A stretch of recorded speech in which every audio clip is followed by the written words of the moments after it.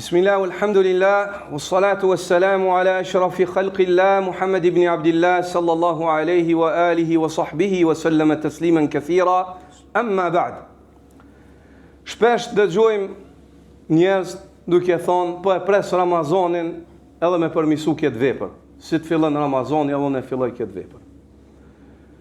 Kjo është e mirë po është edhe e mangët kjo përgjigje. Për çfarë arsye? Sepse ti nuk është Ramazani I cili të ndryshon ty.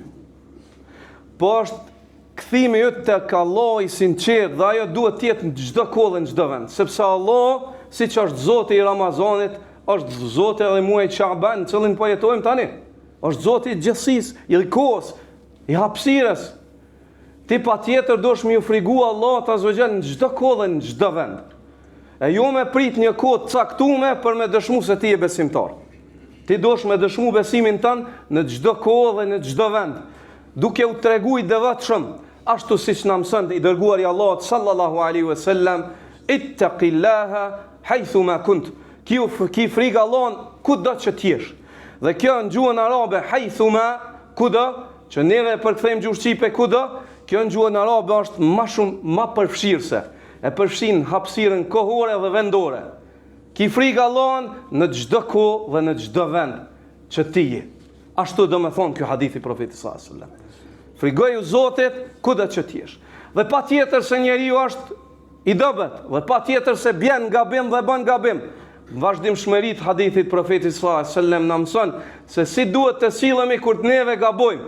Thot watbi'i sayyi'ata al-hasanata tamhuha. Dhe përcjelle gjunon që ti ke bën me një vepër të mirë, vepra e mirë e shlyn gjunon, e mund. Sepse ditën e gjykimit llogaria bëhet hesab me peshorja e veprave të mira dhe veprave të liga. Aty ku peshon maran, aty është drejtimi yt. Aty ku peshon maran, aty është drejtimi yt. Atëherë ti nëse gabon, përcjell gabimin tënd me një vepër të mirë.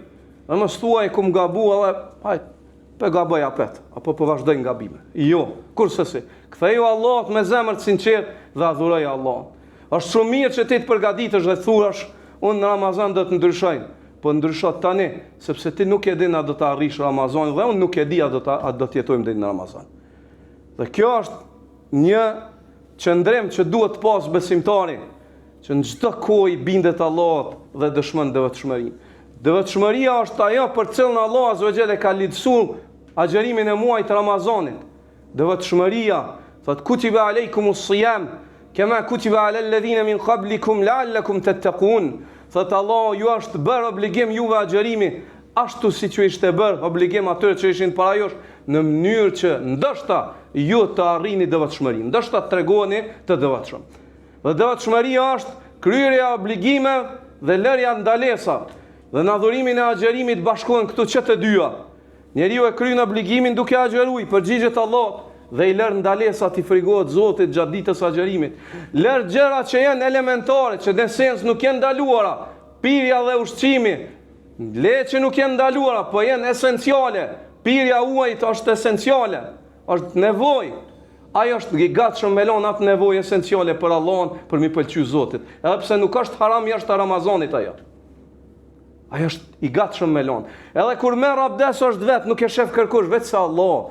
Ai e shtin e fut ujin në gojë, e shpëlon gojën për me marr abdes, mirë po nuk e gëlltit, nuk e përbim ujin. Për çfarë arsye? Sepse din që Allah e shef. Ajo është devotshmëri.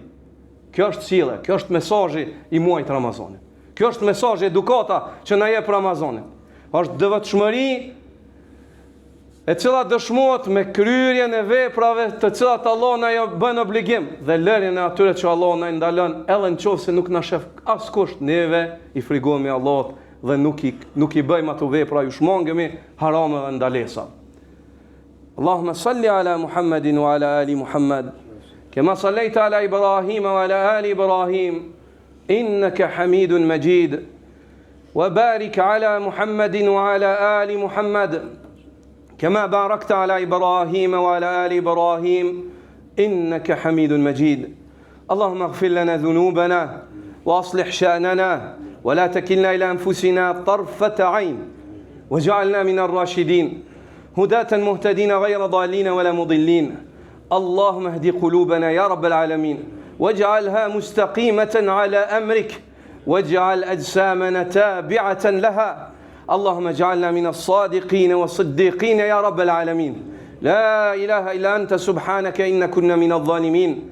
اللهم بلغنا رمضان ووفقنا لصيامه وقيامه نحن والمسلمين يا رب العالمين. اللهم أصلح حال المسلمين حيثما كانوا، اللهم وفقهم لنيل رضاك في هذا الشهر المبارك يا رب العالمين. لا إله إلا أنت سبحانك إنا كنا من الظالمين. قوموا إلى صلاتكم يرحمكم الله.